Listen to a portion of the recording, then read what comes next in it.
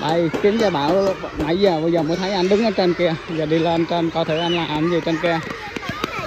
Sao con? Cháu quay phim này. Quay điện thoại nè. Quay con nè. Con không thấy đường. Con không thấy hả? Thấy ra.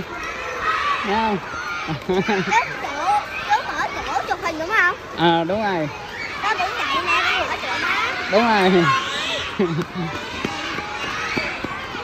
Lên coi anh Bảo anh làm gì trên kia.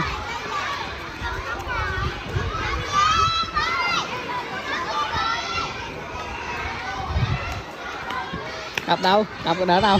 Chạy đi theo con mà nắng nhỏ nó lụa bên kia kìa. Vậy hả? Một thằng bị cá đấm mắt nát, thằng thì đá thằng nhỏ lên té luôn. Vậy hả? Thôi đi vào. Rồi cuối cùng cũng đã tìm thấy Gia Bảo rồi. Thôi bây giờ đi vào. Bye bye mọi người. Dạ con bye bye ông bà cô chú anh chị các bạn.